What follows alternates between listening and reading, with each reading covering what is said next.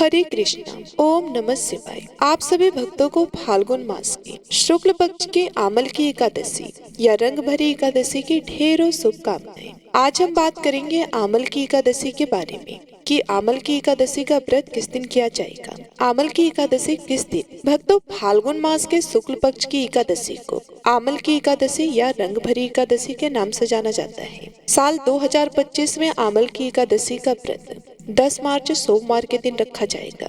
इस दिन भगवान श्री हरि और आंवले की पूजा करने की परंपरा है। आंवले का एक नाम आमल की भी है, इसलिए एकादशी के दिन आंवले के वृक्ष की पूजा करने के कारण ही इस एकादशी का नाम आमल की एकादशी कहा जाता है। एकादशी के दिन भगवान श्री हरि की पूजा करने से और व्रत रखने से वैकुंठ धाम की भी प्राप्ति होती है और सारे पापों का भी नाश हो जाता है। सभी एकादशी में एकमात्र आमल की एकादशी ही ऐसी है जिस दिन भगवान श्री हरि के साथ साथ भगवान शिव और माता पार्वती की भी पूजा अनिवार्य रूप से की जाती है और भगवान शिव तथा माँ पार्वती को अबीर गुलाल अर्पित किया जाता है। आइए जानते हैं आमल की एकादशी की व्रत कथा के बारे में, तिथि और शुभ मुहूर्त तथा इस दिन कौन से विशेष नियमों का पालन आपको करना चाहिए। आमल की एकादशी की पौराणिक कथा के अनुसार प्राचीन समय में वैदिक नामक एक नगर था, जहाँ चैत्ररथ नामक चंद्रवंशी राजा राज्य करते थे।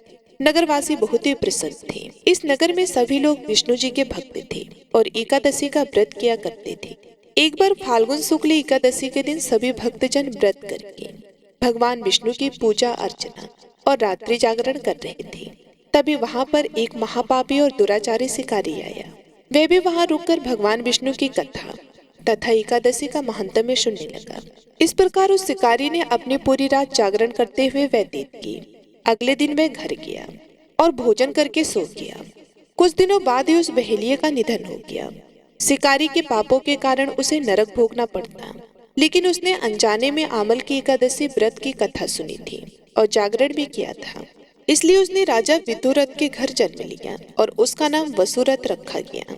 एक दिन वसुरथ जंगल में भटक गया और एक पेड़ के नीचे सो गया। उस पर कुछ डाकुओं ने हमला कर दिया, लेकिन उनके अस्त्र और शस्त्र का राजा पर कोई भी असर नहीं हुआ और राजा सोते रहे। अब राजा की नींद खुली तो उन्होंने पाया कि कुछ लोग जमीन पर मृत पड़े हुए हैं। उन्हें देखकर राजा समझ गए कि वह उसे मारने आए थे।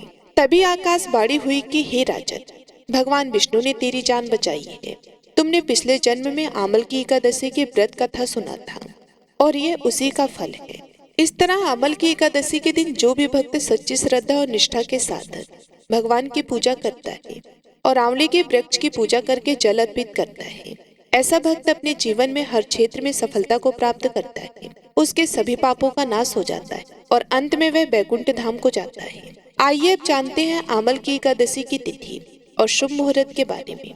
इस बार आमल की एकादशी के दिन 3 शुभ संयोग बनने वाले हैं। साथ ही साथ इस दिन 68 मिनट की भद्रा भी लगेगी और आमल की एकादशी के दिन व्रत रखकर भक्त भगवान विष्णु की पूजा करते हैं और श्री हरि को आंवले का भोग लगाते हैं। इस दिन श्री हरि के साथ साथ आंवले के वृक्ष का भी पूजन किया जाता है। तो आपको बताते हैं कि इस बार आमल की एकादशी का व्रत कब रखा जाएगा, क्योंकि इस बार एकादशी की तिथि 2 दिन है।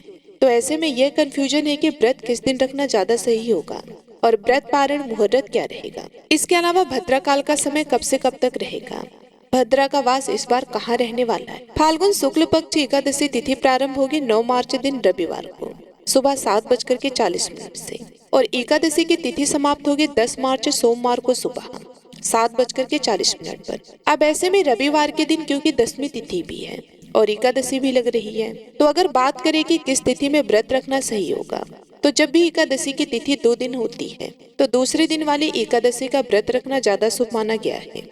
इसलिए इस बार 10 मार्च सोमवार के दिन ही आमल की एकादशी का व्रत रहेगा और एक दिन पहले यानी रविवार के दिन 10वीं तिथि के नियमों का पालन किया जाएगा, क्योंकि रविवार का दिन है।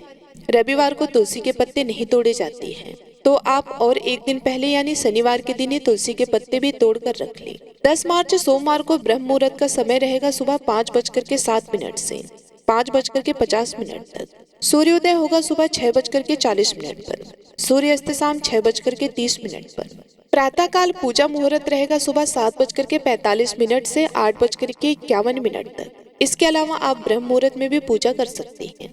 शाम की पूजा का मुहूर्त शाम 6:24 से 7:39 तक रहेगा और राहु काल का समय रहेगा सुबह 6:30 से 9 बजे तक। इस बार एकादशी के दिन सर्वार्थ सिद्धि योग सुबह 6:36 से लेकर रात 12:51 तक रहेगा।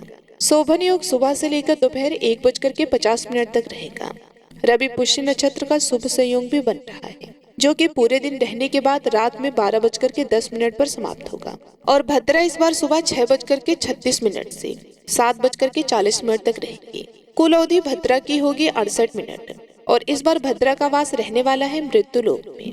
मृत्युलोक में भद्रा रहने पर यह पृथ्वी लोक के लोगों के लिए अशुभ होती है, लेकिन भद्रा के समय आप पूजा कर सकते हैं और अगर कोई काम करना चाहते हो तो भद्रा काल समाप्त होने का आपको इंतजार करना चाहिए। द्वादशी तिथि प्रारंभ होगी 10 मार्च सोमवार को सुबह 7:45 से और इसी के साथ ही हरिवासर का समय भी शुरू हो जाएगा। द्वादशी तिथि समाप्त होगी 11 मार्च मंगलवार को सुबह 8:10 पर और द्वादशी तिथि यानी 11 मार्च मंगलवार को सूर्योदय होगा सुबह 6:43 पर। सूर्यास्त होगा शाम 6:30 बजे पर ब्रह्म मुहूर्त सुबह 5:06 से 5:44 तक रहेगा। प्रातःकाल पूजा का मुहूर्त सुबह 5:20 से 6:35 तक रहेगा और अभिजीत मुहूर्त दोपहर 12:10 से 1 बजे तक रहेगा और राहु काल रहेगा दोपहर 3 बजे से 4:30 बजे तक। हरिवासर का समय 10 मार्च सोमवार को यानी एकादशी व्रत वाले दिन ही दोपहर 1 बजे तक समाप्त होगा, तो हरिवासर जब तक रहता है तब तक व्रत नहीं खोलना चाहिए। लेकिन बहुत से लोग इस बार भी जानकारी के अभाव में हो सकता है कि रविवार के दिन ही एकादशी का व्रत रखें। अगर आपने एकादशी का व्रत रविवार के दिन रखा है तो ऐसे में आप दोपहर को 1 बजे से 3 बजे के बीच में ही पारण कर सकते हैं। सुबह के समय पारण नहीं किया जाएगा और आमल की एकादशी का व्रत खोला जाएगा 11 मार्च मंगलवार को सुबह 6:40 से 8:10 के बीच में। ध्यान रखिएगा कि 8:10 के बाद से द्वादशी तिथि समाप्त हो रही है, इसलिए आपको द्वादशी तिथि के अंदर ही अंदर व्रत खोल लेना चाहिए। तो यह थी आज की वीडियो। अगर आपको जानकारी पसंद आई हो तो वीडियो को लाइक करके हमारे चैनल को सब्सक्राइब भी जरूर कीजिएगा ताकि इस दिन सुनाई जाने वाली कथा भी आप समय पर सुन सकें।